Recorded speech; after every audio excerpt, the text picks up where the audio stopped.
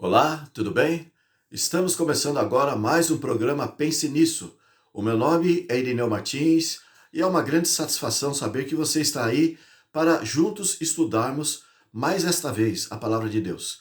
É um encontro especial que temos neste canal para considerarmos a Palavra de Deus. Em cada um deles, nós estamos considerando temas escatológicos, temas de profecia relacionado ao tempo do fim, e você faz muito bem em estar conosco e eu quero muito que Deus te abençoe a partir de agora. Nós estamos neste canal considerando uma série que tem como título O Conflito Cósmico entre o Bem e o Mal. E esse é o encontro de número 53. E você fará muito bem em assistir os outros vídeos, caso ainda não assistiu.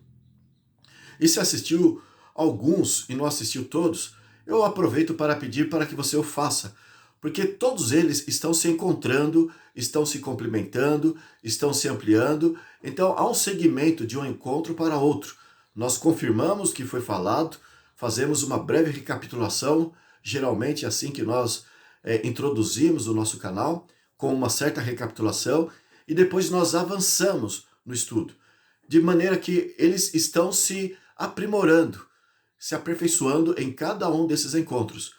E é por isso que eu queria que você, para que não ficasse pela metade, quem sabe isso causa até uma certa confusão daquilo que nós tratamos no encontro presente, causa até um certo desconcerto aí na tua cabeça, mas se você analisar com calma todos os nossos vídeos, eu tenho certeza que será sanada todas as dúvidas, será esclarecido todo o assunto que nós estamos a considerar aqui. Então, aqui está o meu pedido.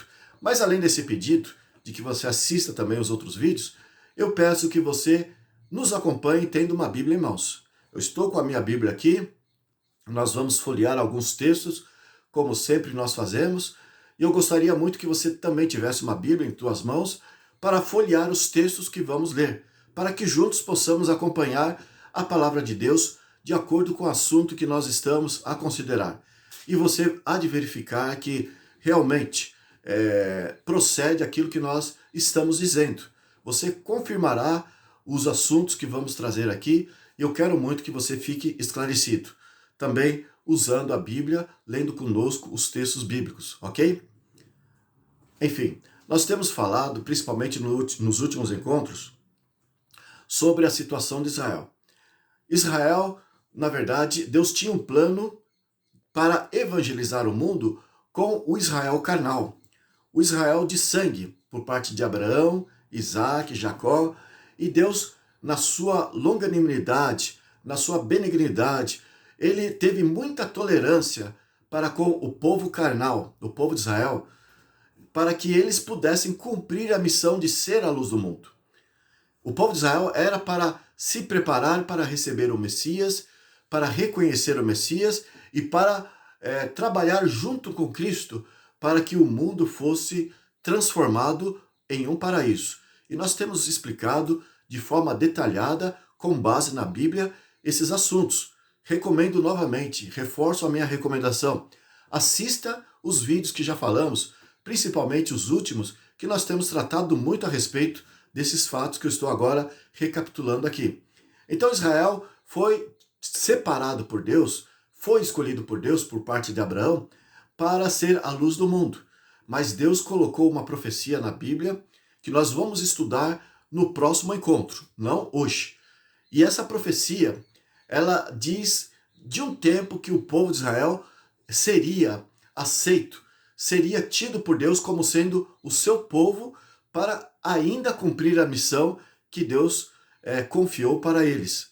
No entanto, o tempo se expirou, foi concluído aquele período, a tolerância de Deus para com Israel foi muito longânima, foi muito estendida, mas Deus havia determinado um período de tolerância e, finalmente, quando foi concluído aquele período, Deus deixou de usar o povo de Israel como nação e passou a usar indivíduos de qualquer nação, tribo, língua e povo de qualquer parte do mundo. Qualquer pessoa, individualmente falando, que desejar, a partir do tempo em que Israel foi separado, deixou de ser o povo de Deus, Então, a partir do período ali predito na profecia que isso aconteceu, qualquer pessoa do mundo que aceita Cristo Jesus como o seu salvador pessoal e procura viver as ordens de Deus, as orientações de Deus que estão contidas na Bíblia, então esses são tidos como os verdadeiros cristãos. E esses são tidos como o Israel espiritual de Deus.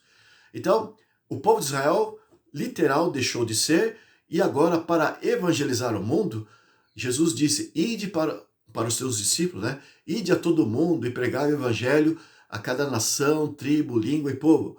Quem crer e for batizado será salvo. Quem, porém, não crer, será condenado. Então, do mesmo modo que Deus escolheu Israel para ser um povo missionário para o mundo, Israel foi negligente, foi omisso, foi rebelde e por isso deixou de ser o povo de Deus. Agora Deus escolheu pessoas, indivíduos, para que cumpra a missão. E esses devem então fazer o que Israel não fez: evangelizar o mundo, esclarecer o mundo a respeito da verdade. E Jesus deixou bem claro, né, que esses são o Israel espiritual. E é isso que nós temos falado, temos explicado, para poder esclarecer também. Aproveito então a oportunidade para esclarecer um tremendo equívoco das igrejas cristãs em geral. Né? A maioria das igrejas, a grande massa do cristianismo, está muito equivocada, porque torcem o que as profecias da Bíblia nos dizem. Porque o Velho Testamento fala de um período de Deus para com a nação de Israel, a nação literal, a nação de sangue de Abraão, Isaac e Jacó. Então fala realmente sobre esse povo. E o Velho Testamento trata especificamente de Deus com Israel literal. E fala das promessas de Deus para com esse povo. E havia condições para que aquelas promessas de fazer com que Israel fosse uma nação singular, uma nação especial, até uma nação soberana em relação às demais nações. Então essas promessas de Deus para com esse Israel carnal, ela deixou de ser. E a profecia ali esclarece bem a respeito. Mas acontece que as igrejas em geral não entendem isso. E eles continuam a acreditar que aquelas promessas contidas no Velho Testamento, promessas de Deus para com Israel, ainda hão de se cumprir. E eles ali aguardam os cristãos, estão ansiosos, esperando o cumprimento das promessas de Deus para com Israel carnal para o tempo do fim. Então, é um grande perigo acreditar assim. Hoje nós vamos analisar o assunto do arrebatamento secreto, que está intimamente ligado a esta fé, a este tipo de crença da parte da Bíblia aí, pelos evangélicos, pelos pentecostais, pelos protestantes, pelos católicos, enfim, a grande massa do cristianismo estão ainda incorrendo neste grave erro em acreditar, em colocar a sua atenção, a sua fé no povo de Israel ali, pensando que ainda é o povo de Deus. E Satanás procura tirar um proveito muito sério em cima desse desvio teológico, dessa falta de compreensão dos fatos. E é por isso que nós já havíamos planejado falar sobre o assunto de Israel, planejado falar sobre o assunto do arrebatamento secreto, que está intimamente ligado com a fé nas promessas do Velho Testamento para os dias de hoje. Então, Satanás ele vai bater palmas e vai sorrir, vai dar gargalhadas quando as pessoas caírem finalmente nas suas malhas finas de engano a respeito desse tipo de crença. E hoje nós vamos explicar sobre o desvio que as pessoas fazem na interpretação da volta de Jesus, de pensar sobre um arrebatamento secreto, e nós vamos explicar como que a Bíblia não fala nada sobre arrebatamento secreto, e aí é o erro deles, e no que isso implica para a nossa perdição. Crer na história, na doutrina do arrebatamento secreto. O que isso implica? Que mal tem crer nessa doutrina? E hoje nós vamos falar então a respeito e vamos explicar dois grandes males em crer da maneira como estão a acreditar por aí o mundo cristão em geral. Então vamos analisar o assunto do arrebatamento secreto. O fato é que as igrejas eles têm esse conceito. Jesus está para voltar. E esses movimentos que estão acontecendo ali na Palestina, da guerra do Israel com Hamas, estamos em dezembro do ano 2023 e desde o dia 7 de outubro começou um conflito ali. O grupo terrorista Hamas atacou Israel, Israel contra-atacou e eles estão vivendo uma guerra ali na faixa de Gaza, aquela região dos palestinos, aonde o Hamas está atuando, está totalmente destruída nos dias de hoje, porque Israel revidou ali o ataque do Hamas e o mundo está expectante, colocar os seus holofotes voltados para aquela região. Principalmente os cristãos estão eufóricos, porque acreditam que tudo que está a acontecer dos inimigos de Israel e do levante das nações contra Israel, tudo que está acontecendo ali é um cumprimento do que está escrito no Velho Testamento. E nós já provamos que não é assim. Mas eles estão acreditando, estão incorrendo no grande engano aí, porque eles estão olhando desta forma. E veja, então eles acreditam que Jesus há de voltar agora, principalmente diante desta época de crise, e isso é um cumprimento das profecias, e de repente ele não vai voltar de forma declarada. Ele vai voltar agora na sua segunda vinda, isso é de acordo com a fé dos cristãos em geral. Agora ele voltará de forma furtiva. Então, não será com aparência visível nas nuvens do céu. As pessoas irão desaparecer. E essas pessoas, eu me refiro aos cristãos ao redor do mundo. Os mais devotos, os mais sinceros, os mais honestos, esses que estão aí aguardando a vinda de Cristo, eles repentinamente irão desaparecer. E o que significa esse desaparecimento? Significa Jesus vindo para pegar esses preparados para levá-los para o céu. Então, a vinda de Jesus, a segunda vinda de Jesus para os cristãos em geral, consiste nesse arrebatamento secreto, de acordo com a denominação que eles aplicam aí nesse acontecimento. O arrebatamento secreto significa as pessoas desaparecendo repentinamente, aqueles que estão preparados.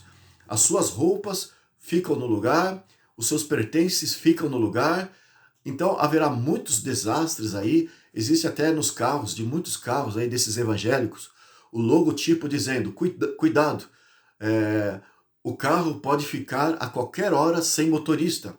Por quê? Porque de repente, se o motorista for para o céu nessa hora, ele desaparece, o carro fica desgovernado e acontece um acidente. Se é um piloto de avião, ele desaparece e de repente o avião cai e acontece um acidente. Então haverá muitos desastres e Hollywood já fez alguns filmes para mostrar, para doutrinar as pessoas a respeito desse acontecimento por vir de acordo com a ótica deles. Então, a vinda de Jesus, a segunda vinda de Jesus será sob este prisma. E eles dizem que haverá o toque de trombeta, porque a Bíblia fala do toque de trombeta, e nesse toque de trombeta é o anúncio para que as pessoas possam se despertar, e aí haverá este acontecimento. O que sucede então com as pessoas que não foram levadas, as que foram deixadas para trás? O que acontece é que muitos desses, nessa hora vai cair a ficha. Muitos desses que já foram informados de que as coisas deveriam ocorrer desse jeito, quem sabe pessoas que já assistiram esses filmes de Hollywood sobre o arrebatamento secreto, porque foram filmes muito difundidos, até com Nicolas Cage, e ele foi um personagem, um protagonista de um filme assim. Então, muitos vão perceber, houve o arrebatamento secreto. Então, com entendimento, eles vão perceber, muitos desses, que aqueles que falavam do acontecimento, eles estavam certos. Muitos desses até eram cristãos, mas eles não se prepararam à altura e foram deixados para trás. Outros não eram cristãos e chegaram até a desdenhar dos que eram verdadeiros cristãos, daqueles que eram fiéis, que falavam a respeito disso, e de repente, na ausência deles, diante desse acontecimento, o mundo ficará perturbado, ficará na expectativa, pensando que realmente o assunto se cumpriu. Eles foram deixados para trás e os mais fiéis foram levados na segunda vinda de Cristo. Bem, aqui é a primeira parte da interpretação da história do arrebatamento secreto, de acordo com a ótica que eles nos passam. O que acontece então na Terra? Os que foram deixados para trás, eles vão passar por certas situações. Eles vão ver ali, principalmente lá em Israel, através da construção de um terceiro templo, ali vai se manifestar um líder, um homem que vai restaurar os sacrifícios, os cerimoniais do povo de Israel lá em Jerusalém, vai restaurar as ofertas que se oferecia ali, vai restaurar o sacerdócio e todo aquele cerimonial do Velho Testamento, ele há de restaurar com o povo de Israel. E o povo de Israel já hoje está se mobilizando para fazer cumprir essas coisas que é a expectativa dos cristãos em geral. E haverá a construção do terceiro templo, e ele vai então assumir esse templo. Ele vai liderar, mas ele vai ter diplomacia com os estadistas do mundo todo, e de forma sutil, de forma inteligente, de forma diplomática, ele vai fazer com que todos coloquem os holofotes nele como sendo a salvação da humanidade. Como se fosse aquele que tem a solução para os problemas da Terra. E o mundo há de confiar nesse suposto líder da Terra que, na verdade, eles dizem, os cristãos, é esse que é o anticristo. É esse que é o falso Messias que a Bíblia predisse que viria. É esse que é a besta do Apocalipse. Então, esses nomes que a Bíblia apresenta, que nós já explicamos que se trata do papado, já provamos isso em vários encontros, nós utilizamos os nossos encontros para deixar muito bem esclarecido que todo esse poder que Deus denomina como sendo o anticristo, a besta, o homem do pecado, que se assenta no templo de Deus, nós já explicamos de forma muito detalhada e de forma muito clara. Trata-se do papado. Deus não nos deixa margem de dúvida a respeito. Basta ter vontade para analisar a história e todas as dicas, todas as orientações que a Bíblia nos dá a respeito desse poder que Satanás usaria para se opor à autoridade de Deus no céu. Então, nós já explicamos que se trata do papado, mas as igrejas em geral desdenham disso. Os líderes, eles fazem questão de virar as costas a todas essas provas bíblicas a respeito do papado, e eles querem especular que a partir do arrebatamento secreto, quem vai realmente ser o anticristo é um estadista, é um homem de posição, um homem de destaque, que realmente vai ganhar a atenção do mundo todo e o povo de Deus estará seguro no céu. E então, durante 3 anos e meio, ele vai agir de forma bondosa e vai unir todos os povos. Ao ter realmente autoridade em suas mãos e Satanás usando ele para que ele possa realmente dominar as nações, os povos, conquistar a atenção do mundo todo, Satanás então usando ele como instrumento na terra.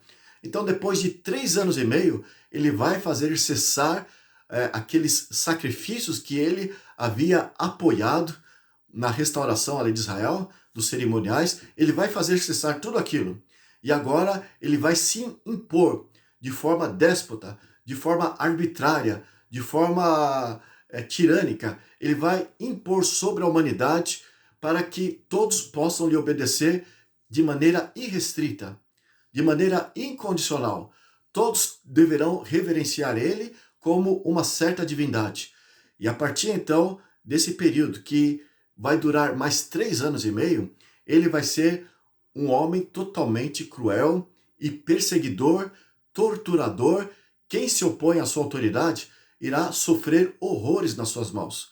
E todos os poderes vão apoiar para que ele possa ter autoridade sobre cada indivíduo ao redor do mundo. Então, seria 7 anos, 3 anos e meio depois do arrebatamento secreto, que esse anticristo iria reinar na terra, de forma pacífica, e depois 3 anos e meio ele iria reinar na terra com mão de ferro, causticando, maltratando, infligindo terrores sobre a humanidade. Então, seria tempos difíceis, tempos de tortura, tempos de angústia. Então, nós temos aí o reinado desse anticristo de 7 anos. Essa é a interpretação das igrejas em geral que creem aí nessa doutrina. Por isso, a história de Israel está intrinsecamente ligada ali. Mas o que acontece no final desses 3 anos e meio de terror? Ou seja, dos 7 anos da autoridade do anticristo, de acordo com a ótica das igrejas aí, né? O que acontece então no final desse período? No final desse período, Cristo agora vem nas nuvens do céu, e ele vem com todos os anjos, e não só com todos os anjos, ele vem com todos os salvos que foram levados para o céu através do arrebatamento secreto. Então, Jesus retorna, é a sua terceira vinda, e aí ele se apossa lá do trono de Israel, do templo que foi construído, no lugar onde o anticristo estava dominando o mundo. Agora Cristo o vence, ele se aposta ali daquele local, e ali todos os inimigos de Israel, que eram comandados pelo anticristo, serão vencidos por Cristo Jesus, que irá pleitear a favor do povo de Israel e irá também favorecer todos os povos que estavam em harmonia, estavam em acordo ou em pacto com o povo de Israel. Então, aqueles que eram favoráveis ao povo de Israel, esses serão salvos quando Cristo voltar nas nuvens do céu com todos os salvos. E ali, então, ele começará o período do milênio predito na Bíblia, né? Cristo, através de Israel, dominando o mundo todo, vencendo todos os inimigos, e assim, então, essa é a interpretação que dão a respeito da volta de Jesus. Então, ela se distribui em duas partes. A primeira, que está para acontecer, que na verdade é a segunda vinda de Jesus, e a outra parte é tido como a terceira vinda de Jesus. Essa é a parte explosiva que a Bíblia nos diz de que há de acontecer quando Jesus voltar. Então eles dizem que os salvos voltarão. Os que foram levados agora virão do céu para estar aqui com Cristo, e vai acontecer o estabelecimento do milênio. E eles chamam esta terceira vinda como sendo o último dia. Então eles dizem, isso vai acontecer no último dia. É no último dia que Jesus virá com todos os anjos, que Jesus virá com os salvos, e ele vai dominar esse mundo finalmente. Enfim, vamos deixar toda essa fantasia. Agora você vai entender realmente o que a Bíblia diz a respeito. Porque você vai entender que isso não passa de uma ficção muito fértil da mente dos homens para querer acrescentar as verdades bíblicas, alterando os ensinos de Deus. E no final nós vamos explicar no grande perigo que incorre as pessoas que creem nesse tipo de acontecimento para o tempo do fim, que creem nesse tipo de volta de Jesus, na doutrina do arrebatamento secreto. E nós vamos considerar então 2 grandes perigos que incorre na pessoa ao crer assim. Para começar, vamos ler o que está lá em Mateus capítulo 24. Veja o que está do verso 36 ao 42, nós lemos assim. É Jesus que diz, mas a respeito daquele dia e hora ninguém sabe, nem os anjos do céu, senão o Pai. Pois assim como foi nos dias de Noé, também será a vinda do Filho do Homem. Porquanto, assim como nos dias anteriores ao dilúvio, comiam, bebiam, casavam e davam-se em casamento, até ao dia em que Noé entrou na arca. Só um detalhezinho. Quem sabe a tua Bíblia tem a versão assim, ninguém sabe, nem o filho sabe. Na verdade, essa versão não está no original. Ora, Cristo é Deus, conforme nós já provamos no início aqui dos nossos encontros deste canal. Provamos que ele é Deus, e ele é tido como o Deus onisciente. Ele possui todos os atributos do Pai e do Espírito Santo, como onipotente, como onipresente. Mas também ele é tido de uma forma especial, apresentado na Bíblia como sendo o Deus onisciente. Então Jesus sabe de todas as coisas. E para diminuir a sua divindade, é que muitos tradutores da Bíblia, não enxergando a autenticidade de Jesus como sendo ele um ser divino, então eles colocaram o entender dele na interpretação. Isso ocorre mais nas versões modernas, as versões modernas da Bíblia.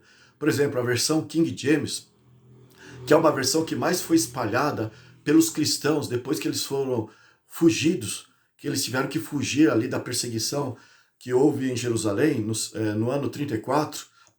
Nós já falamos sobre isso. Está até relatado lá em Atos capítulo 8. A partir do apedrejamento de Estevão, começou uma intensa perseguição aos cristãos e eles tiveram que se espalhar. E muitos deles foram para a região da Jordânia, a Cisjordânia, foram para as regiões ali no início da Europa, outros foram para a Europa mesmo, mas acontece que o cristianismo se espalhou, as escrituras originais se espalharam ali mais para o lado da Ásia, para o norte da África, e foi as regiões que os cristãos em fuga escolheram para se esconder. Não tanto para o lado de Roma, onde estavam os imperadores. Os que foram para Roma são aqueles que se corromperam e lá no norte da África, na região, na cidade de Alexandria, alguns se misturaram com o gnosticismo e ali houve algumas alterações das versões daquilo que o original dos cristãos espalhou nas regiões por onde eles foram. Então, para o lado ocidental, houve uma certa corrupção das escrituras.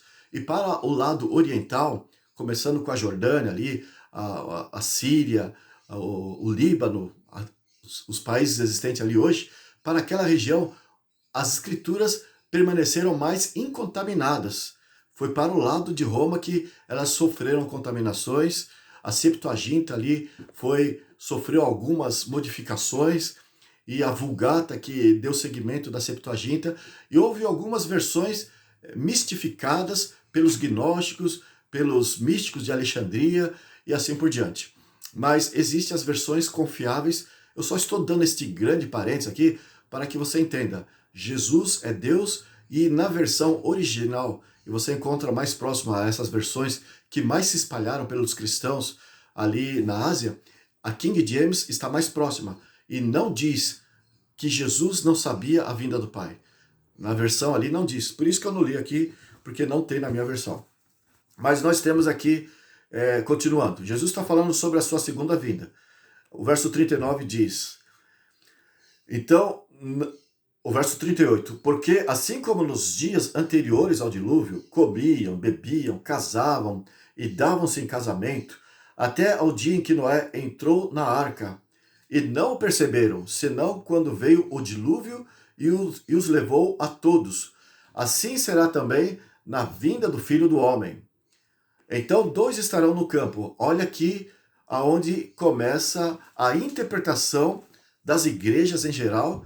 Eles usam esse texto para dizer, veja, a Bíblia está falando de arrebatamento secreto. Mas eu convido você a analisar e que você seja sincero em considerar, será que está falando de arrebatamento secreto aqui? Então eles tomam o texto aqui e fazem essa interpretação forçosa de arrebatamento secreto. E eles leem assim, conforme a Bíblia diz, Mateus 24, 40. Então dois estarão no campo, um será tomado e deixado o outro. Duas estarão no campo, estarão trabalhando no moinho. Uma será tomada e deixada a outra. E São Lucas, no capítulo 17, verso 28 a 30, falando do mesmo assunto, o evangelista ali, ele acrescenta, dois estarão na cama, um será tomado e deixado o outro. Então, esse dueto de pessoas que Jesus apresenta aqui, estarão trabalhando no campo, estarão trabalhando no moinho, estarão ali sobre a casa ou na cama dormindo. Aqui o caso de estar na cama significa os casais, né? Haverá esposo, esposa, estarão juntos, mas de repente um será levado e deixado o outro. Então, em cada um desses casos, um será levado e deixado o outro. É o forte que eles usam para dizer, está vendo? Aqui está a doutrina do arrebatamento secreto. Mas não está querendo dizer nada disso. Aqui em Mateus, a palavra diz que será tomado, será levado. Já quem fica na visão lá de Lucas, no capítulo 17, do verso 28 a 30, quem fica são os que vão perecer. Aqui no livro de Mateus, conforme nós lemos aqui, quem foi levado é que pereceu. Né? Veio o dilúvio e levou a todos. Então, do jeito que aconteceu lá no dilúvio, é o que vai acontecer agora, serão levados e no sentido de serem exterminados. Porque é justamente isso que aconteceu quando ocorreu o dilúvio nos dias de Noé. A palavra aqui, dilúvio, do grego é cataclismo, que é tirada da palavra nossa cataclisma. Significa uma inundação total. E Jesus deixou bem claro a comparação. Como foi nos dias de Noé? Veio o dilúvio e levou a todos. Então aqui em Mateus, os que serão levados são os que vão perecer. Já no livro de Lucas, ele diz que aqueles que serão deixados para trás, já fazendo a comparação de Ló, né? Que Ló foi levado para fora da cidade e os que ficaram para trás, esses, ao invés de serem levados, esses lá em Lucas, no capítulo 17, 28 a 30, os que ficaram é que pereceram. Então, tanto em Mateus que fala os que pereceram, ou os que hão de perecer, porque está para o nosso futuro, né? Esses são os que serão levados. Como lá em Lucas capítulo 17, os que vão ficar, comparando com a história de Ló, são os que irão perecer. Então, perceba que a ideia dos evangelistas não é para dizer a respeito de ser levado ou de ficar, porque então os dois estariam em contradição, né? Porque eles apresentaram exemplos diferentes para simplesmente esclarecer que na volta de Jesus, aqueles que não estiverem preparados, esses irão perecer. É somente isso, né? É o que aconteceu lá no tempo de Noé. Houve o cataclisma, o grande dilúvio que inundou toda a terra, e todos que não estavam preparados, que não estavam dentro da arca, conforme Deus havia pedido para que estivessem, eles pereceram.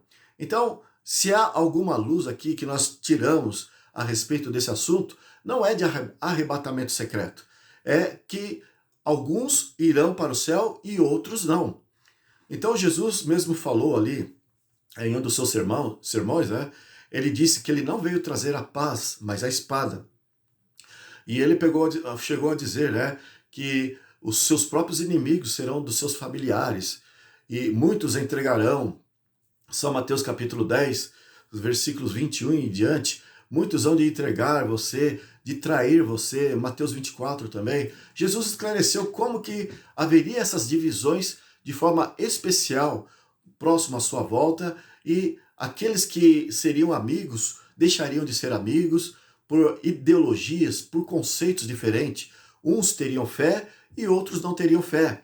E isso ocorre entre amigos, entre patrão e funcionário, entre colegas, entre familiares, esposo, esposa, irmão, irmã, e todos. Haverá uma grande separação de forma decisiva no momento da volta de Jesus. Então, é para dizer somente isso. Não é para dizer, olha, a pessoa vai estar dormindo e de repente vai ser levada, as suas roupas ficarão ali e ela vai desaparecer inesperadamente. Nem Lucas, nem São Mateus está tratando desse assunto. Veja aqui, ele diz aqui em Mateus capítulo 24, Mateus capítulo 24, verso 23 ao verso 26. Jesus falou assim: então, se alguém vos disser, eis aqui o Cristo, ou ei-lo ali, não acrediteis, porque surgirão falsos cristos e falsos profetas, operando grandes sinais e prodígios para enganar, se possível, os próprios eleitos. Então, ele está falando de líderes espirituais no tempo do fim, e Jesus pediu para que fôssemos cautelosos com respeito a isso, que eles estariam envolvidos com grandes fenômenos, estariam realizando grandes sinais. No capítulo 7, dos versos 21 ao verso 23, fala que eles iriam profetizar, iriam expulsar demônios, iriam fazer curas e milagres, entrar em contato com o sobrenatural. Através de fenômenos, eles iriam enganar muitas pessoas, porque eles iriam ter capacidade de realizar milagres. porque Satanás estaria usando eles. E é isso que Jesus falou aqui. Então, lá em Mateus 7, dos versos 21 ao verso 23, ele esclareceu este fato, e aqui Jesus também está falando, né? Em Mateus 24, verso 24. Porque surgirão falsos cristos, falsos profetas, operando grandes sinais e prodígios para enganar, se possível, os próprios eleitos. Então, esses sinais é por parte dos demônios. E agora ele dá a orientação. Vede que vos tenho predito. Portanto, se vos disserem, eis que ele está no deserto, não saiais. Ou ei-lo no interior da casa, não acrediteis. Veja, tanto o verso 23, ele disse, não acrediteis, como agora, no verso 26, ele usou a mesma frase, não acrediteis. E aqui, então, duas vezes, o verso 23 e o verso 26, Jesus disse, não acrediteis. E aqui ainda ele disse, na sequência, não vos deixe enganar. E aqui temos mais uma vez no capítulo 24, verso 4. E ele lhes respondeu, vede que ninguém vos engane. Então, por que Jesus fez tantas advertências lá no seu sermão profético, em São Mateus capítulo 24, com respeito ao tempo do fim? Porque, de fato, seria o momento em que as pessoas iriam estar pensando na volta de Jesus. Afinal, é o tempo do fim, as profecias estariam se cumprindo, Satanás então iria fazer uma confusão diante dos acontecimentos finais.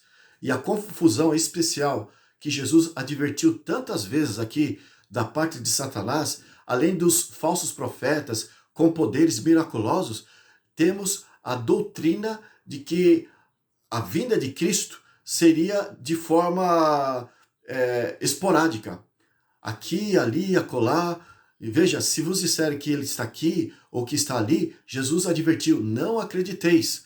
Então, por mais que seja no sentido de pessoas se colocando como Cristo na terra, não importa para Satanás, o importante é diversificar o assunto da volta de Jesus.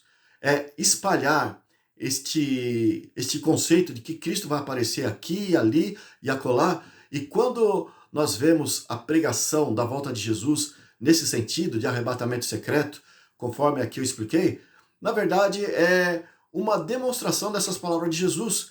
É um cumprimento de uma forma que nós talvez não estaríamos inclinados a pensar. Seja como for, se cumpre fielmente debaixo dessas advertências de Jesus. Não acrediteis quando vos disserem que Cristo virá aqui, ali, acolá. Isso não existe. Por que que não?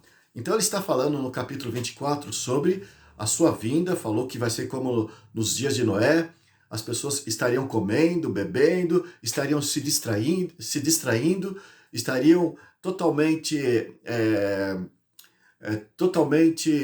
voltada para os interesses da terra, e daí de repente haveria a volta de Jesus e seria como no cataclisma, seria como no dilúvio, como aconteceu em Noé. E ele está advertindo a geração do tempo do fim para que Satanás não consiga enganar com respeito à verdadeira natureza da sua volta. Então veja que nesse capítulo 24, falando então a respeito dessas coisas, o verso 30 e o verso 31 nós lemos assim: Então aparecerá no céu o sinal do Filho do Homem. Todos os povos da terra se lamentarão e verão o Filho do Homem vindo sobre as nuvens do céu, com poder e muita glória. E ele enviará os seus anjos com grande clangor de trombeta, os quais reunirão os seus escolhidos dos quatro ventos de uma a outra extremidade. Então veja, ninguém ficará dormindo, ninguém ficará distraído e de repente alguém precisará dizer, olha, você sabia que aconteceu isso lá na esquina, aconteceu isso naquela cidade, naquele lugar, as pessoas desapareceram, liga a televisão para você ver o que aconteceu. Ninguém precisará que outros fiquem anunciando o acontecimento da volta de Jesus. Por que ninguém precisará? Conforme nós lemos aqui, a respeito da segunda vinda, será uma coisa que todos hão de vivenciar. Todos verão e todos se lamentarão, né? Então todas as pessoas dos quatro cantos da terra irão ver com seus próprios olhos, é o que nós lemos aqui, Mateus 24, verso 30 e verso 31, E haverá então um grande estrondo, haverá o clangor de trombeta e os anjos de Deus dos quatro ventos, de uma a outra extremidade do céu, preenchendo cada espaço do céu atmosférico, luzes da presença dos anjos em todos os quadrantes da terra, estarão ali para fazer com que todos saibam que Jesus voltou. E aqui diz uma referência à segunda vinda de Jesus. Ninguém precisará ser avisado, porque não será uma vinda secreta. Mas, conforme eu disse, a interpretação das pessoas aí em querer insistir que haverá um arrebatamento secreto, eles pegam esse texto de Mateus, que um será levado e ficará o outro, e não querem entender o que a Bíblia está explicando. E quando leem esses momentos explosivos, aí é aquela interpretação que eu citei, da parte deles, das igrejas em geral, né? De que essa manifestação explosiva com os anjos, com o clangor de trombetas, isso ocorrerá quando houver a terceira vinda, quando Jesus trouxer os salvos do céu para a terra. Né? Mas acontece que a Bíblia deixa bem claro que quando Jesus voltar, primeiro, ele há de ressuscitar aqueles que estavam preparados. Né? Ele há de ressuscitar os salvos que morreram em Cristo Jesus. E vamos ver como Paulo diz isso. Então, na sua segunda vinda, haverá a ressurreição. Quanto a isso, há uma concordância dos que creem na história do arrebatamento secreto. Haverá a ressurreição. 1 Tessalonicenses 4, verso 16 e verso 17. Mas presta atenção para entender aonde há o desvio teológico em cima disso. Nós temos assim: porquanto o Senhor mesmo, dada a sua palavra de ordem, ouvida a voz do arcanjo e ressoada a trombeta de Deus, descerá dos céus e os mortos em Cristo ressuscitarão primeiro. Veja, a volta de Jesus aqui está fazendo referência à sua segunda vinda. E isso há um concorde aí com as igrejas que pregam sobre arrebatamento secreto. A referência aqui é sobre a sua segunda vinda. Então, ele virá e ele há de ressuscitar aqueles que morreram em Cristo, que morreram preparados. O verso 17 diz assim: depois nós, os vivos, os que ficarmos, seremos arrebatados, juntamente com eles, entre as nuvens, para o encontro do Senhor nos ares. E assim estaremos para sempre com o Senhor. Então veja, tanto os que foram ressuscitados, como aqueles que já estavam vivos e não passaram pela morte, esses que estão preparados, evidentemente, junto com os ressuscitados, terão os seus corpos transformados, de corpos corruptíveis a corpos incorruptíveis. Então receberão corpos de glória, corpos glorificados. E nesta nova situação de transformação, eles serão levados para o céu. É o que nós acabamos de ler aqui. Então, diz respeito à segunda vinda de Jesus.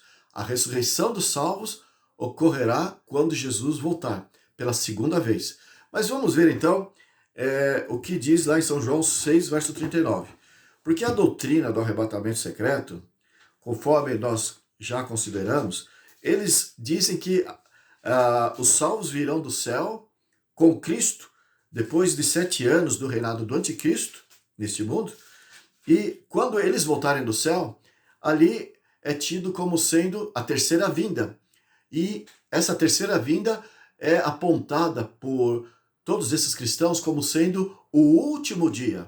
Então, neste último dia, que é a terceira vinda, de acordo com a doutrina, com a crença deles, Jesus trará os salvos do céu à terra, porque eles já foram para o céu 7 anos atrás, e agora, 7 anos depois, ele traz os salvos do céu, e nessa ocasião é que ocorre, então, aquilo que eles chamam de o último dia.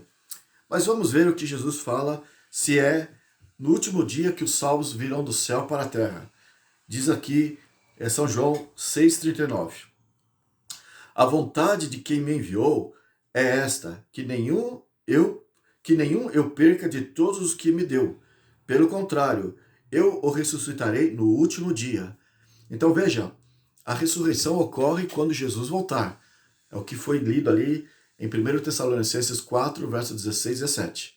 Ele ocorre na segunda vinda de Jesus. Então, o último dia que a Bíblia cita aqui é quando houver a ressurreição.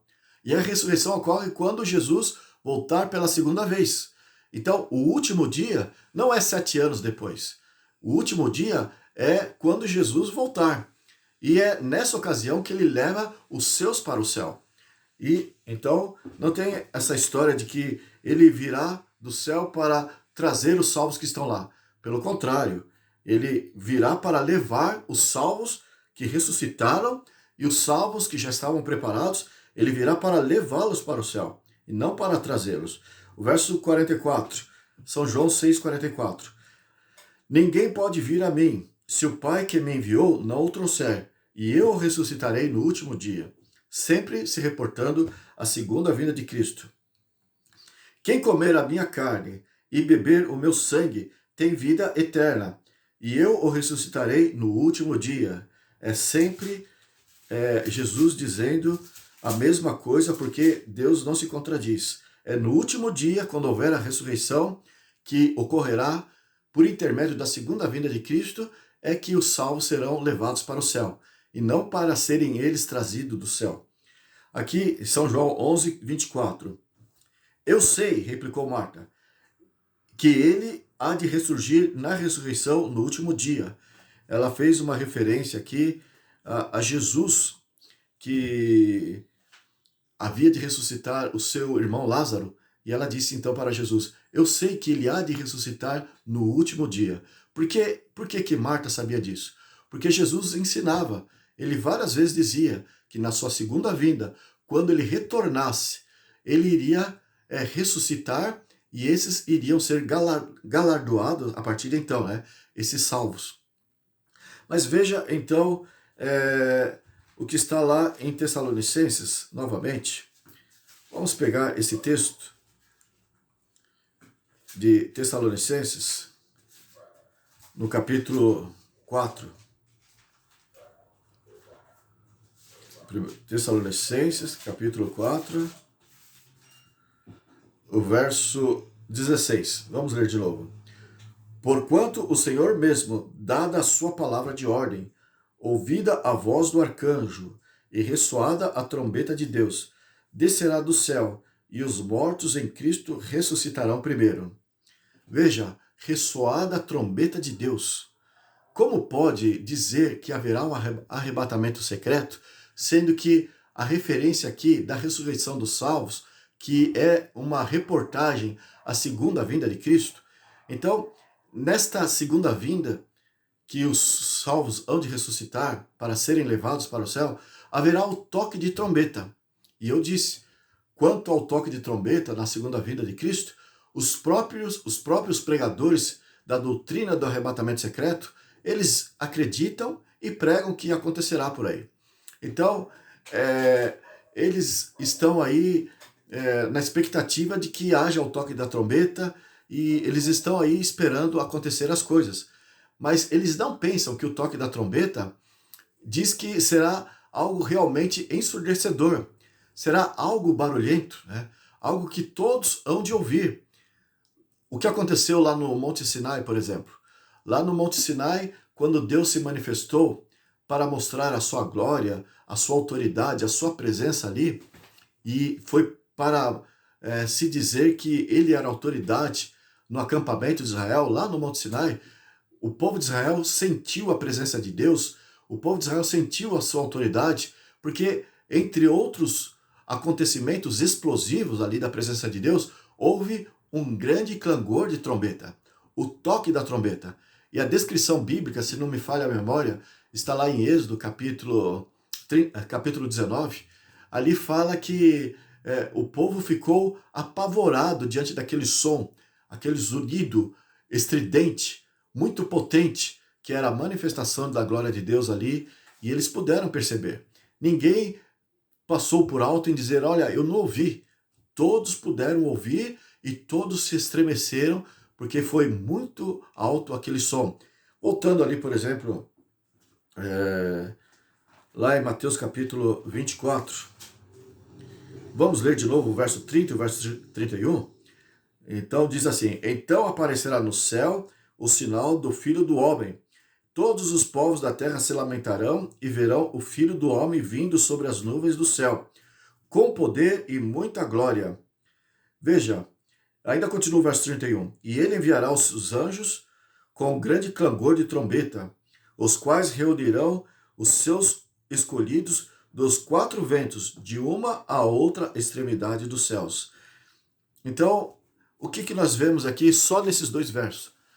Todo o cenário glorioso, todo o cenário poderoso, explosivo da segunda vinda de Cristo. E a palavra grande poder, então a palavra grande do grego aqui, o original, é mega. Então significa algo portentoso, magnífico, muito grandioso, um mega, grande poder. E poder, a palavra poder, grande significa mega. E poder, é daí que se tira a palavra do grego, a palavra para dinamite. Então, algo explosivo. A palavra poder é o mesmo que se tira aqui do grego para dinamite. Assim será a aparição de Cristo, com grande poder, com grande glória, e assim todos vão ficar apavorados diante daquele magnânimo acontecimento. E veja que os anjos serão enviados nessa ocasião para se espalharem ao redor do mundo, e conforme diz aqui o verso 31, eles se reunirão, os seus escolhidos, dos quatro ventos, de uma a outra extremidade do céu. Então, pela ordem de Cristo, os anjos, na sua segunda vinda, eles irão se espalhar por todo o globo, pelos quatro cantos da terra. Para quê? Para trazê-los do céu? Não. Eles vão se espalhar para reuni-los, para levá-los para o céu. Como diz São João, capítulo 14, verso 1 a 3. Não se turbe o vosso coração, crede em Deus, crede também em mim. Na casa de meu pai há muitas moradas. Se não fosse assim, eu vou-lo teria dito. Vou, portanto, preparar-vos lugar, e voltarei, e vos levarei para mim mesmo, para que onde eu estiver, estejais vós também. Veja, então aqui ele vai voltar e vai pedir para que seus anjos reúnam todos os salvos dos quatro cantos da terra para levá-los para o céu. Não é para trazê-los do céu. Então, eu não sei como eles conseguem fazer um malabarismo, as igrejas em geral, que estão pregando a favor da doutrina do arrebatamento secreto, e conseguem dar essa interpretação da terceira vinda de Cristo, que virá para trazê-los para o céu, e aí será no momento explosivo. Mas a Bíblia diz que nesse momento explosivo, ele virá para levá-los, para juntá-los e levá-los para o céu. Então, nós temos aqui que entender que, aqui ainda no verso 30 diz, e todos os povos da terra se lamentarão e verão o Filho do Homem vindo sobre as nuvens. Então, todos vão ver o Filho do Homem vindo sobre as nuvens. Será que são todos mesmo? Veja Apocalipse capítulo 1, verso 7. A mesma coisa é dito ali em Apocalipse. Apocalipse 1, verso 7. Nós lemos assim: e eis que vem com as nuvens, e todo o olho verá, até quantos os traspassaram, e todas as tribos da terra se lamentarão sobre ele, certamente. Amém. É o mesmo que nós lemos ali em Mateus capítulo 24, verso 30. Jesus disse ali, e agora ele usou o apóstolo João, para relatar isso aqui no Apocalipse. A mesma coisa. Todos verão, todos os povos da terra verão e se lamentarão. Aqueles que defendem a doutrina do arrebatamento secreto, eles alegam que esse todo olho verá será com os olhos do entendimento. Porque as pessoas hão de desaparecer, de acordo com o que eles insistem em pregar, e de repente os que ficarem para trás hão de perceber que houve a volta de Jesus, porque ouviram falar dos cristãos, porque assistiram nos filmes de Hollywood, que os que foram deixados para trás é porque não foram levados para o céu e assim por diante. Então, em cima disso, eles dizem, esse todo olho verá é no sentido de percepção. Eles vão perceber, eles vão entender que Jesus veio. Mas na verdade não tem nada a ver esse todo olho verá, no sentido de percepção ou no sentido de entendimento. A Bíblia deixa bem claro que é todo olho carnal, todo olho da carne. Visivelmente as pessoas contemplarão Jesus vindo nas nuvens do céu com clangor de trombeta. Ninguém fica dormindo com o clangor de trombeta, ninguém fica dormindo com a luminosidade dos anjos, ninguém fica dormindo quando há ocorrências de convulsões da natureza, que nós vamos ver aqui, que vai acontecer por intermédio da glória da volta de Jesus. Ninguém ficará dormindo ou ficará distraído, ficará sem perceber, sem notar que realmente Jesus veio. Então é com os olhos carnais que eles vão contemplar isso. Vamos ainda abrir lá em Apocalipse, capítulo 6. Veja, do verso 15 ao verso 17. Nós lemos assim: os reis da terra, os grandes, os comandantes, os ricos, os poderosos, e todo escravo e todo livre se esconderam nas cavernas e nos penhascos dos montes, e disseram aos montes e aos rochedos: caí sobre nós, e escondei-nos da face daquele que se assenta no trono e da ira do Cordeiro. Veja, está falando que na volta de Jesus virá o Pai e virá o Filho, conforme nós lemos lá em Mateus capítulo 26, verso 64. Não somente o Filho virá, mas o Pai também virá. Então Jesus deixou bem claro lá em Mateus 26, 64, e aqui está repetindo o assunto. E todos vão contemplar o Pai vindo nas nuvens do céu, e eles dirão: caí sobre nós, escondei-nos da face daquele que se assenta no trono, que é o Pai, e da ira do Cordeiro, o Filho. E agora coloca no plural o verso 17. Porque chegou o grande dia da ira deles, do Pai, do Filho, e na verdade o Espírito Santo se fará notório ali com a sua influência, com a sua presença, de forma invisível, mas ele se faz perceber ali de forma que todos vão ficar aterrorizados. Então eles dizem, foi dito aqui o verso 17, porque chegou o grande dia da ira deles, e quem é que pode suster-se?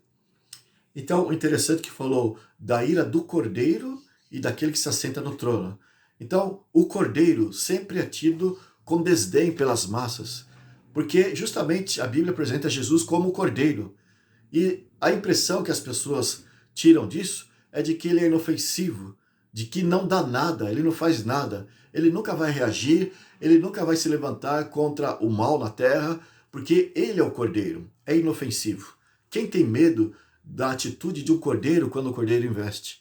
Mas aqui a Bíblia diz que será tão pavoroso quando o cordeiro, que é Cristo Jesus, o benevolente, o benigno, aquele que tem amor, que todos acham que é diferente o amor dele do Pai, mas em uníssono, ele e o Pai virão para cobrar juízo aos homens que foram prevaricadores. E eles ficarão tão aterrorizados que eles vão ver Jesus voltando e vão pedir para que os rochedos caiam sobre eles. Então, eles verão com os próprios olhos.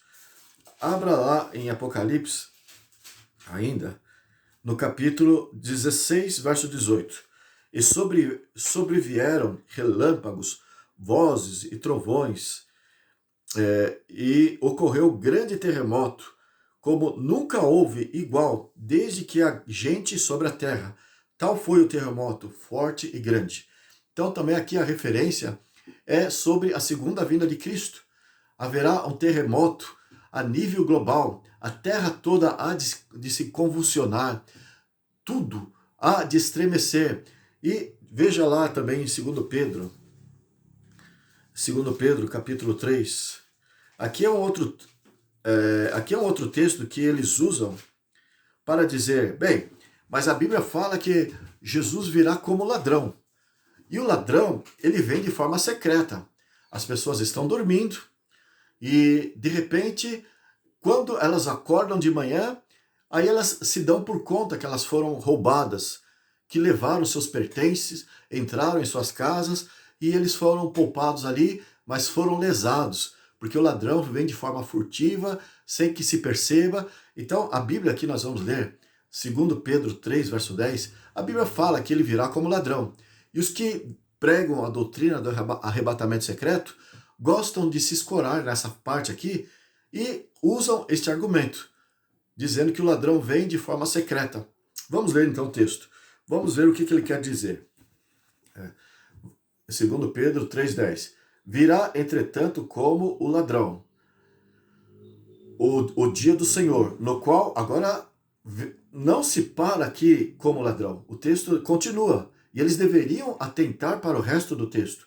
Não ficar montando doutrina em cima de uma parte de um verso ou em cima de um verso isolado. A Bíblia, você deve ser honesto para com Deus. O que ela diz no seu todo é o que Deus está querendo dizer para nós. Então, é isso que pesa para os nossos ensinos. Então, veja, virá, entretanto, como ladrão. Ou seja, de forma secreta? Não, porque ele explica o resto do verso. O dia do Senhor, no qual os céus passarão com estrepitoso estrondo. Veja, terremotos, conforme nós vemos ali, os anjos voltando, a terra se convulsionando e havendo o toque de trombeta, mega poder, né? Poder que é como dinamite, explosivo. Então assim será a volta de Jesus. E diz ainda, no qual os céus passarão. E não é só algo aqui na terra. As estrelas que Deus colocou no firmamento, como enxoval para o homem na criação desse mundo, porque tudo que Deus fez no sistema solar foi para o benefício do homem na terra. Mas agora irá ocorrer o contrário. Então os céus irão se enrolar como um pergaminho. Vocês lê ali em Apocalipse capítulo 6, se não me engano, o verso 12, o verso 13, ali está falando que o céu vai se enrolar como um pergaminho na ocasião da segunda vinda de Jesus. E aqui Pedro então está dizendo, os céus e os elementos se desfarão abrasados, também a terra e as obras que nela existem serão atingidas. Tudo que é de obra humana, todos os prédios, todos os monumentos, tudo aquilo que o homem fez para lhe trazer status, para promover o seu nome, para achar que ele é poderoso, que ele é o Senhor da sua vida, do seu destino, tudo que ele havia montado na gloriosa segunda vinda de Jesus, tudo será destruído. Posteriormente nós vamos falar sobre a história do milênio, que você encontra em Apocalipse capítulo 20. E nós vamos explicar melhor como que ficará a terra por ocasião da segunda vinda de Cristo. Ficará totalmente inabitada, porque os salvos irão para o céu e todos os perdidos hão de morrer. Todos os que não estavam preparados hão de perecer. É como foi dito lá em Mateus capítulo 24, quando falamos que será como nos dias de Noé, comiam, bebiam, casavam, andavam-se em casamento, todos estavam distraídos, absortos nos seus interesses, despreocupados com a volta de Jesus, até que tudo veio de surpresa para essas pessoas. E será como no dilúvio, e aqui está dizendo, tudo que as obras deste mundo serão atingidas, e assim os homens hão de perecer, e nós temos então esta realidade. Alguns pegam que está lá em Hebreus capítulo 8 e querem insistir. Bem, o que significa então, voltando aqui ao assunto de Pedro primeiro, o que significa a vinda como ladrão?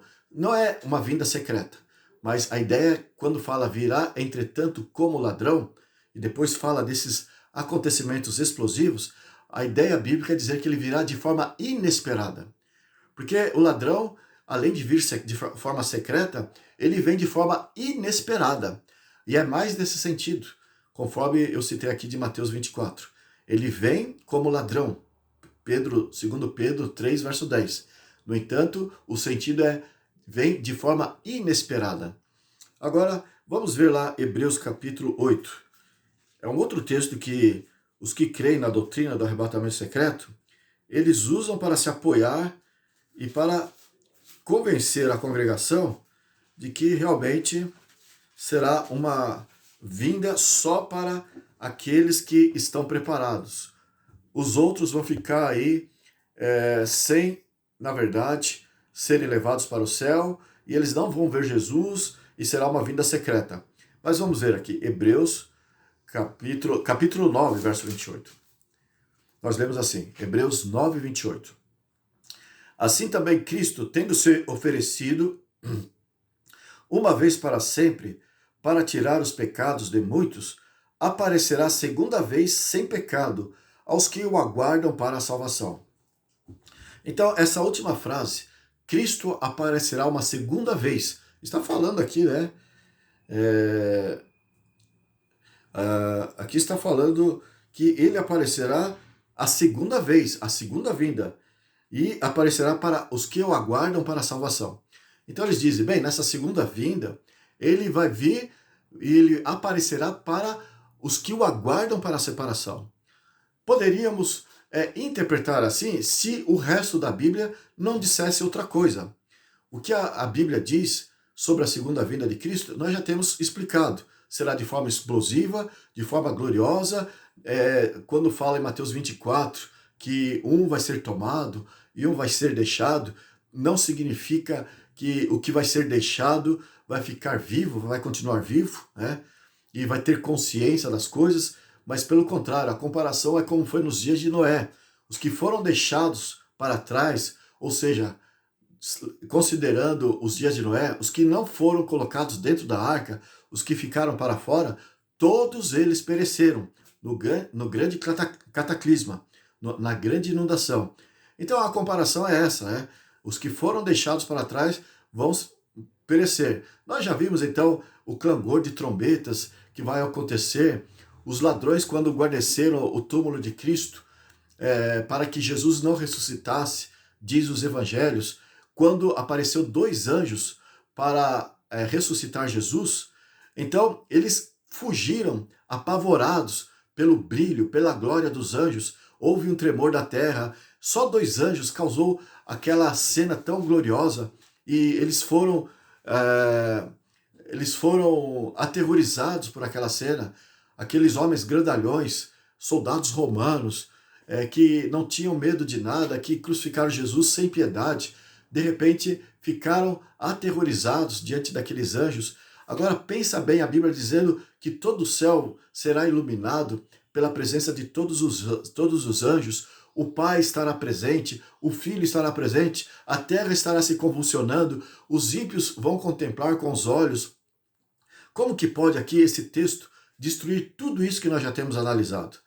Mas eles querem forçar, os que creem sobre o arrebatamento secreto, eles querem forçar a ideia e pegam então essa última frase. Hebreus 9, 28, a última frase diz assim: aparecerá segunda vez sem pecado aos que o aguardam para a salvação. Então, deveria ter uma vírgula para poder esclarecer melhor aí as pessoas que estão interpretando de forma errada esse verso. Então eles dizem, aparecerá para os que o aguardam para a salvação. Então eles dizem, significa que só aqueles que estão preparados, só aqueles que estão esperando é que vão ver, ele vai aparecer só para esses. Mas o texto não está querendo dizer isso. Crer assim é ignorar tudo aquilo que a Bíblia está querendo dizer sobre a segunda vinda de Cristo. Então, para não ficar tão extrapolado o assunto, é que eles falam que a segunda vinda de Cristo, a vinda de Cristo de forma explosiva, é uma terceira vinda, e a Bíblia não dá nenhum tipo de apoio para esse tipo de crença, esse tipo de ideia. Mas o que está querendo finalmente dizer esse texto? Ele aparecerá a segunda vez para os que o aguardam para a salvação. Então, ele vai aparecer para salvar aqueles que o aguardam. A propósito, a vinda de Jesus a este mundo não será porque ele vai vir aí e quer punir os ímpios e quer castigar os prevaricadores, os rebeldes. O propósito dele deixar o céu e voltar com o Pai, com todos os anjos a este mundo, não é para trazer castigo aos homens. Jesus deixou bem claro o motivo da sua vinda. São João 14, 1 a 3, eu já citei aqui, principalmente o verso 3. Jesus deixou bem claro, virei e vos receberei para mim mesmo, para que onde eu estiver, estejais vós também. Então, a ansiedade de Cristo na sua segunda vinda é vir para buscar os seus. E todo séquito de anjos ele trará consigo para o recepcionar, nesse sentido. O Pai estará aqui de braços abertos nas nuvens do céu com Cristo para receber todos os salvos, dos 4 cantos da terra, os que estavam vivos e aqueles que foram ressuscitados. O propósito é buscar aqueles que o aguardam. Então, esses serão levados para a salvação. Então, aqui pega o sentido do texto, né? Aparecerá segunda vez sem pecado aos que o aguardam para a salvação. Então, ele virá para aqueles que o aguardam para a salvação. Por outro lado, conforme eu já expliquei aqui, ele aparecerá para aqueles que também eles verão e terão terror, mas para destruí-los. Os ímpios serão todos eles exterminados. Então temos que entender uma coisa da outra. Apocalipse, capítulo 1, o verso 7, nós já lemos aqui. Toda a tribo da terra se lamentarão e verão sobre ele, se lamentarão sobre ele e certamente, amém. Então significa a clareza, entre outros textos, segundo Pedro 3, verso 10, significa que todos verão. Lá em Mateus capítulo 24, verso 30, verso 31, todos verão. Então, nós não podemos pegar esse texto aqui e querer forçar ele dizendo, olha, é só os que estão preparados que verão. Mas Jesus está deixando bem claro que é na sua segunda vinda que todos verão. Para a salvação, ele virá para buscar os seus. No entanto, haverá as consequências funestas para aqueles que não aguardavam a vinda de Jesus. E nós temos que entender o seguinte. Jesus, ele não virá aqui sem antes dar a oportunidade. Se nós pensarmos a ideia, o problema, por que as pessoas incorrem no problema, há um grave perigo a pessoa acreditar na doutrina do arrebatamento secreto. Eu havia dito que hoje iríamos explicar 2 graves problemas. E, na verdade, eles se resumem nesses 2 graves problemas, a crença na doutrina do arrebatamento secreto. O primeiro é a pessoa pensar que ela terá uma outra chance. Então, quando a pessoa pensa que ela tem uma outra chance, ela se acomoda. Porque, na verdade, muitos são verdadeiramente fiéis em falar, olha, temos que estar preparados, temos que buscar a Deus enquanto é tempo. Os que creem na doutrina do arrebatamento secreto, muitos deles são honestos nessa parte. Mas acontece que, queira ou não, esse ensinamento, e Satanás estando por detrás, porque não é bíblico, então o inimigo está ali usando a ideia. Ele faz as pessoas pensarem que haverá uma segunda chance. E é por isso que há um certo comodismo em cima dessa ideia. Satanás é especialista em fazer as pessoas se distraírem, em fazer as pessoas se acomodarem, não levarem a sério, e com certeza, creio que milhares e milhares de pessoas dentro das igrejas, por mais que os seus líderes estão advertindo para que todos sejam fiéis, preparados, verdadeiros, mas milhares olham para este ensinamento e estão ali se escorando, dizendo, bem, se eu não serei salvo agora, nessa segunda vinda, eu poderei ser salvo na terceira vinda, porque é assim que eles estão aprendendo, é assim que se está se ensinando aí fora, né? Então eles estão ali fazendo um jogo com a sua vida espiritual. Estão pensando assim, se eu não serei salvo agora, serei salvo depois. É certo que eu vou passar por algumas tribulações, mas depois eu ajeito a minha vida ao saber que os mais sinceros, os mais preparados foram levados, foram arrebatados. Então, ao ser notificado, ao estar ciente desse acontecimento, aí então eu vou me preparar, né? Mas agora eu vou fazer a festa. Muitos pensam assim. Por incrível que pareça, isso leva muitos a pensar assim. E muitos estão pensando assim. Agora eu vou fazer a festa, eu vou viver a vida conforme ela me leva, eu vou aproveitar de tudo e quando acontecer o arrebatamento secreto, eu sei que não irei. Mas aí eu coloco a minha vida em dia e eu sei que Jesus há de me levar. Porque a doutrina ensina assim, que as pessoas, muitas delas, irão arrumar a sua vida para com Deus durante a grande tribulação no reinado do suposto anticristo aí. Então, o fato é que causa esse tipo de pensamento na mente de milhares. e tem levado muitos desses a serem negligentes na sua vida espiritual. Mas eu pergunto para você, que valor tem essa doutrina aos olhos de Deus? Por que Deus iria se interessar por amigos oportunistas? Amigos que se aproximam dele por interesse. Bem, agora, já que a situação é essa, agora sim eu vou tomar jeito na minha vida, vou me dedicar a Deus. Então, isso seria um amigo oportunista. E o que se ganha com um amigo oportunista? Um amigo interesseiro? Não se ganha nada. Não haveria nenhum tipo de interesse da parte de Deus em recolher para o céu pessoas que pensam dessa maneira. É por isso que diz lá em Hebreus capítulo 3, vamos ver Hebreus capítulo 3, capítulo 3, versos 7 e 8, nós lemos assim: Assim, pois, como diz o Espírito Santo, hoje, se ouvirdes a sua voz, não endureçais o vosso coração, conforme foi na provocação no dia da tentação do deserto. Então Deus, ele espera que as pessoas tomem uma decisão hoje, agora, porque brincar com Deus, o livro de Gálatas, ali diz que com Deus não se brinca. Aquilo que o homem semear, isso também se fará. E Satanás, evidentemente, ele é o pai da mentira.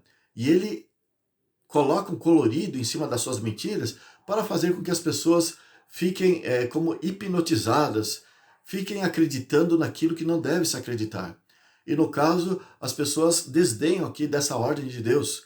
Esteja preparado. E o assunto aqui não é só para a questão da morte, mas para a questão sobre a segunda vinda de Jesus.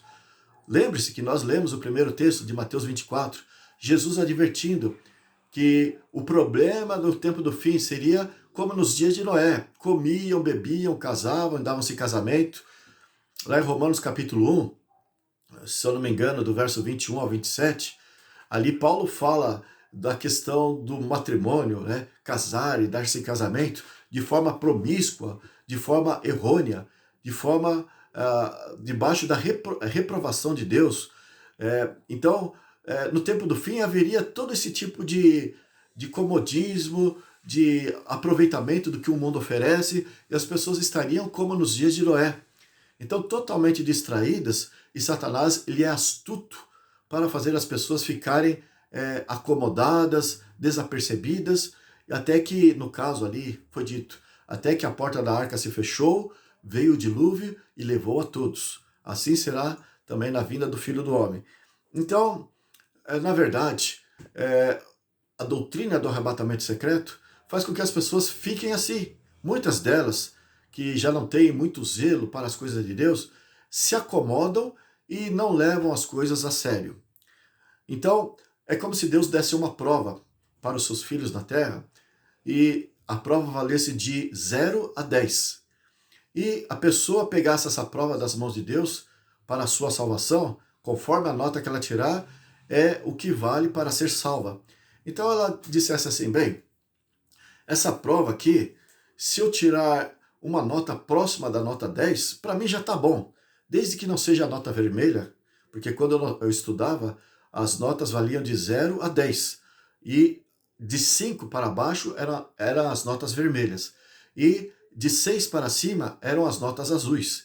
E com essas notas azuis, o aluno já podia passar de ano, já podia ser aprovado ali, e assim nós temos a nossa consideração como se fosse assim, esses que são, na verdade, acomodados, esses que não têm inclinação para levar a sério as coisas de Deus, eles podem pensar assim, bom, já que é uma prova, ilustrando aqui, já que é uma prova que Deus está nos dando, se eu tirar 6, 6,5, 7, 8, qualquer nota que seja azul, Deus há de me aprovar, porque Deus é misericordioso, Deus é o Cordeiro.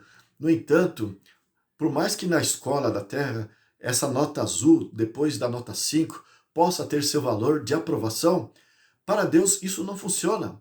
A pessoa ela tem que estar realmente interessada em abandonar todo e qualquer tipo de pecado. Não deve ter nenhum vínculo com o pecado, nem, pelo menos, as suas intenções, como Paulo falou lá em Romanos capítulo 7, nós já consideramos aqui, Ele disse que ele queria só fazer o bem. A lei de Deus estava no seu coração e ele lutava nesse sentido. Embora ele caísse pela sua fraqueza, mas naquela direção ele estava lutando. Ou seja, para tirar a nota 10, esse deve ser o alvo, o objetivo, o propósito de todo cristão. Então Deus considera as coisas assim. Tanto é que em Apocalipse capítulo 3, lá para a igreja de Laodiceia, Jesus faz uma séria acusação dizendo: você não sabe que és pobre, cego, miserável e nu. Quem deras fosse frio ou quente, né? Mas como não és nem quente nem frio, estou a ponto de vomitar-te da minha boca. Em outras palavras, pelo fato da pessoa ser morna, uma pessoa meio termo, nem totalmente quente e nem fria, ou seja, não é uma pessoa decidida que fica no meio termo, então Deus tem esse tipo de nojo, porque Deus não aceita as coisas de forma relaxada, de qualquer jeito. Ah, se eu tirar qualquer nota para mim, desde que não seja nota vermelha, então eu estou feliz aí, eu sei que Deus vai me aceitar. E aí a pessoa não se esforça devidamente, não tem o seu alvo, o seu propósito como deveria ter. O seu propósito vai só até um certo ponto e acredita que Deus há de salvá-la, porque Deus é totalmente graça, Deus é totalmente misericórdia e a justiça de Deus compensa a sua deficiência de interesse, a sua falta de interesse. Não é assim que funciona. Jesus deixou bem claro: seja a sua palavra sim, sim e não, não. O que passar disso procede do maligno. Em outra ocasião ele falou: quem comigo não ajunta, espalha. Então sempre Deus, ele é absoluto. E se o cristão não tem esse propósito da perfeição completa, de viver à altura da pureza, da santidade de Deus, conforme Jesus demonstrou, então essa pessoa não está apta para herdar a vida eterna. Não estou aqui fazendo referência de ser uma pessoa que hoje consegue vencer todos os pecados, mas eu falo no sentido de buscar ter Jesus como exemplo para a sua vida. Nada menos do que isso. Cristo é o objetivo do verdadeiro cristão. Tudo que ele fez, tudo que ele falou, o que ele pensou. Então, tudo que Jesus fez, o cristão verdadeiro deve se espelhar em Cristo e procurar imitá-lo. Não dizer: olha, eu vou viver até assim e glória a Deus, aleluia, e Jesus há de me salvar. Então, aqui está dizendo que hoje nós devemos ter a nossa atenção voltada para Deus, porque não sabemos quando Jesus voltará e nós precisamos estar preparados. Vamos ver ainda 2 Pedro, capítulo 3, verso 9. Por que ele não voltou ainda? Diz assim: não retarda o Senhor a sua promessa, como alguns a julgam demorada. Pelo contrário, ele é longânimo para convosco, não querendo que nenhum pereça, senão que todos cheguem ao arrependimento. Então veja, ele está sendo longânimo, ele está estendendo o tempo da sua volta, porque o seu interesse é a salvação. Mas o Satanás, através da doutrina do arrebatamento secreto, procura desdenhar disso. Olha, eu sei que Deus quer que você se consagre, que você se santifique, mas não precisa se preocupar tanto. Caso você não for nessa leva, você vai numa segunda leva. Você vai ser salvo depois. Esse depois sempre Satanás ensinou. Os espíritas, aqueles que creem na vida após a morte, eles acreditam que a pessoa terá uma outra oportunidade. Esse corpo perece, ele não deve se preocupar com uma vida santa, como ele conduz a sua vida aqui na Terra, porque necessariamente ele não vai morrer. Morre o corpo, mas a sua vida continua. E aí ele tem uma nova chance, uma nova oportunidade. A situação, a visão espiritualista em geral, prega isso. A Igreja Católica diz: olha, se a pessoa morre em pecado venial aí, um pecado não mortal, ela vai para o purgatório e ali ela vai ser torturada, vai ser purgada de alguma forma e depois ela voltará a ter a sua vida normalmente na presença de Deus. Ali ela vai purificar os seus pecados no purgatório e terá uma segunda chance. Então Satanás sempre está querendo levar as pessoas de uma forma ou de outra a pensar numa nova oportunidade. As pessoas que não são católicas ou não são espíritas declarados, os evangélicos, os pentecostais, os protestantes em geral, eles já olham por um outro lado dessa segunda oportunidade, quando olham para a graça de Deus de forma licenciosa.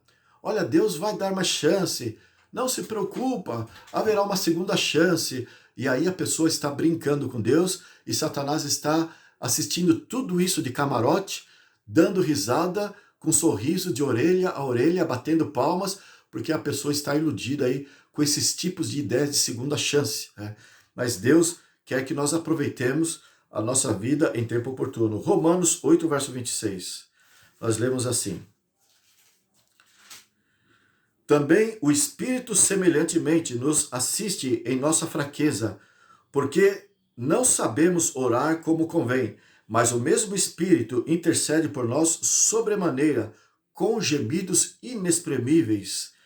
Veja, então ele está ansioso, o Espírito Santo, com gemidos inexprimíveis, está tentando nos convencer a levarmos a sério a vida que Deus nos dá hoje, para que nós não joguemos na lata do lixo e venhamos perder a nossa salvação.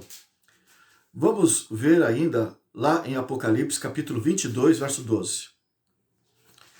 Apocalipse 22, verso 12, nós lemos assim: no próximo encontro nós vamos falar, no próximo encontro não, na próxima série, nós vamos falar sobre o plano da redenção através do ritual do santuário, e nós vamos falar a respeito desse assunto, como que Deus nos passa a informação de como ele salva o ser humano. Então isso será para a próxima série, e não nesta série, mas nós vamos explicar ali de forma detalhada que Deus estabeleceu um momento em que a porta da graça, podemos chamar assim, a porta de oportunidade, a nível global, há de se encerrar, assim como aconteceu no período do tempo de Noé. Quando a porta da arca se fechou, significa que não houve mais como aqueles que estavam para fora da arca se salvarem. A oportunidade deles passou e eles ficaram ali para o lado de fora condenados. Então, similarmente a isso, nós temos o ensino da Bíblia da porta da graça, a oportunidade para o mundo todo. E quando acontecer isso, quando a porta da graça se fechar no céu e acabar a oportunidade, a graça de Deus aos homens, nós lemos assim, Apocalipse 22, verso 11.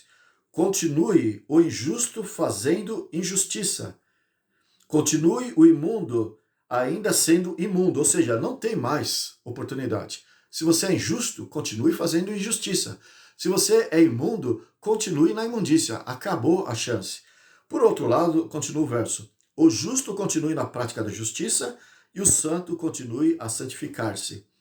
Então, o diabo ele não quer que as pessoas pensem dessa maneira, de que haverá um fim da graça, um fim da oportunidade, e quando a pessoa morre ou Jesus voltar, vai acabar a oportunidade para os seres humanos. Não adianta querer se escorar achando que vai ter mais oportunidade, porque não será assim, né? O verso 12, Apocalipse 22, 12, nós lemos: eis que venho sem demora, e comigo está o galardão que tenho para retribuir a cada um segundo as suas obras. Diz o livro de Eclesiastes: tudo que vier à tua mão para fazer, fazes conforme a tua força. Então nós temos que aproveitar enquanto ainda temos fôlego de vida. Se não me engano, está em Eclesiastes capítulo 6, que está falando isso. Ou Eclesiastes capítulo 9, a partir do verso 6, verso 5, verso 6 em diante. Mas veja, cada um vai receber segundo as suas obras, e não tem esse negócio de uma segunda chance. São Mateus capítulo 25. Mateus capítulo 25. Nós lemos assim, no versículo 12 e 13. Mas ele respondeu: em verdade vos digo que não vos conheço. Vigiai, pois, porque não sabeis o dia e nem a hora. Então a Bíblia está repleta, está recheada de advertências. Use o seu tempo da melhor maneira possível, pensando que seria o último momento da sua vida. Viva como se não houvesse amanhã. Procure se santificar. Se hoje ouvirdes a voz do Senhor, esteja preparado, porque não haverá uma outra oportunidade conforme a doutrina do arrebatamento secreto está a ensinar aí. 2 Coríntios 6, verso 2. 2 Coríntios 6, verso 2, nós lemos assim. Porque ele diz: eu te ouvi no tempo da oportunidade e te socorri no dia da salvação. Eis agora o tempo sobremodo oportuno, eis agora o dia da salvação. Todo cristão deve estar, então, focado no tempo presente. Então, é muito perigoso volto a dizer, para aqueles que realmente são honestos, aqueles que vivem aquilo que acreditam, esses textos de estar preparado hoje não lhe causam efeito porque essas pessoas estão se preparando. São pessoas sinceras, verdadeiras, e Deus, conforme lá em Atos capítulo 17, tem o texto que fala que Deus não leva em conta os tempos de ignorância. Pode até estar acreditando errado, mas na sua sinceridade, essas pessoas poderão, no juízo de Deus, serem aprovadas. Então, tirando esses de fora, o fato é que essa doutrina do arrebatamento secreto leva milhares e milhares de cristãos, principalmente jovens, ao comodismo, a planejar a sua vida para o momento depois do arrebatamento secreto. Então, este é um problema, né? O adiar o preparo que deveria ser para hoje, procrastinar ele, deixar para o futuro aí depois do suposto arrebatamento secreto. Mas o segundo e terrível problema em cima dessa doutrina do arrebatamento secreto é que todos esses que estão a acreditar, que estão a pregar, que estão a ensinar as pessoas sobre o arrebatamento secreto, todos esses, unanimemente, sem perceber, estão fazendo aliança com o próprio anticristo, que é o papado. Estão fazendo aliança, acordos com o papado, sem verem nele nada de perigo. Porque os seus holofotes estão voltados para aquele suposto estadista, um homem que vai se manifestar depois do arrebatamento secreto e vai se destacar depois do arrebatamento secreto e vai convencer o mundo nos seus propósitos, fazer com que todos o adorem, todos o reverenciem. Então eles estão esperando que seja esse um anticristo, conforme eles estão fabricando, conforme eles estão ali na ficção, criando algo que nem sequer a Bíblia cogita. A Bíblia deixa bem claro que se trata do papado, o anticristo que atuou no passado e haveria de voltar. Esse anticristo deles nem atuou no passado. Esse anticristo está para vir. É algo futurístico, ao nosso futuro breve, de acordo com o que eles estão a dizer. Isso é verdade, mas está ao nosso futuro. Mas o anticristo apontado na Bíblia, ele atuou durante um período de 1260 anos no passado, ou seja, cobriu todo o histórico da Idade Média, e ele recebeu uma ferida mortal, que significa ter perdido a sua autoridade, o seu apoio das nações, dos líderes estadistas, por um tempo. Depois desse período que ele está sem poder, a Bíblia diz que ele retornaria a ter o mesmo poder de outrora. Ele iria recobrar a sua autoridade a nível global. E o que nós estamos analisando é justamente o cumprimento disso. E por que ele está recobrando a sua autoridade, cumprindo exatamente o que a profecia disse a respeito do papado? Por que isso está acontecendo?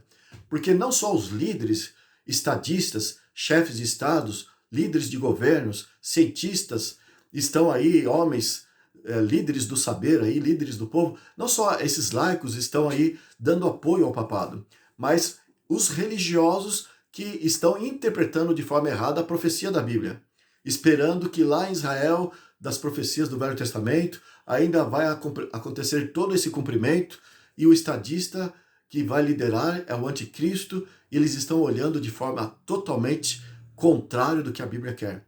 E ali, eles, nessa situação, são presas fáceis de Satanás. Eles estão, sem o perceberem, na ingenuidade, por um descuido, por um desvio teológico, na sua interpretação, estão fazendo alianças, acordos, estão reforçando o crescimento, estão restaurando a prosperidade do papado, que outrora agiu com ferocidade na terra, perseguiu, matou cristãos, os verdadeiros, e agora o Papa está recobrando a mesma autoridade, fazendo um discurso de amor, um discurso de inclusão, de aceitação, de bondade, para enganar. E as pessoas estão engolindo a isca com a linha e tudo. Né? Estão engolindo a argumentação do papado, porque o Satanás é o pai da mentira e usa o papado para fazer com que as pessoas acreditem nas suas argumentações. Mas eles falam, bem, o anticristo ele terá uma boa argumentação para conquistar o mundo. E não percebe que, de fato, a Bíblia fala isso, mas diz respeito à atitude do Papa no tempo do fim. E ele está tendo essa argumentação diplomática nos dias de hoje, está conquistando a sua autoridade nos dias de hoje, o mundo está dando as mãos em torno da sua autoridade e ele está, então, está realmente cumprindo as profecias, mas os evangélicos, com essa doutrina do arrebatamento secreto, estão ali sendo tragados, como hipnotizados, como um passarinho é hipnotizado por uma cobra, sem perceber, sem notar, vai andando na direção daquela cobra com a sua língua que fica dançando na sua boca, e o passarinho ali vai como hipnotizado. Assim são todos esses cristãos sendo levados para o Vaticano, sem o perceber, estão hipnotizados. Conforme Apocalipse 17, verso 1 e 2, todos foram embriagados com o vinho da sua prostituição. Estão como alcoolizados, com a mente deletada, sem perceberem que estão ali incorrendo no grave perigo. Então, aqui nós temos esses dois problemas dessa crença do arrebatamento secreto. O primeiro é fazer com que as pessoas se acomodem, acreditando que haverá uma segunda chance. E o segundo maior problema, e esse ninguém escapa dos que acreditam assim, é acreditar que o papado é inofensivo, é acreditar que ele é um amigo, que ele está ajudando na paz da terra, e ficam esperando um outro anticristo, um outro acontecimento fora daquilo que a Bíblia está a dizer. Então, eu espero que você pense nisso, porque o assunto é seríssimo e você deve considerar, porque diz respeito à salvação não só da tua vida, mas certamente das pessoas que você conhece, que eu tenho certeza que você vai participar isso com as demais pessoas que te rodeiam, que fazem parte da tua família. No próximo encontro, nós vamos explicar aonde as igrejas tiram da profecia para interpretar a doutrina do arrebatamento secreto. Nós vamos mostrar como há falácia nessa interpretação da profecia. E você vai perceber mais ainda que essa doutrina do arrebatamento secreto é totalmente espúria, não tem fundamento bíblico e Satanás está por detrás armando uma grande rede para pegar todo mundo nos seus enganos. E ele é astuto demais para isso. Abra os olhos, como Jesus falou, vede que ninguém vos engane. Fique apercebido, que você pense nisso. Obrigado, então, por mais esse momento que você dedicou a nós e no próximo encontro nós vamos reforçar esse assunto e vamos te esclarecer mais ainda a respeito da verdadeira profecia da Bíblia e como há erro em interpretar que as coisas ocorrerão de forma secreta, que a segunda vinda de Cristo será de forma secreta. Então, fique conosco para o próximo encontro. Que Deus o abençoe e até lá.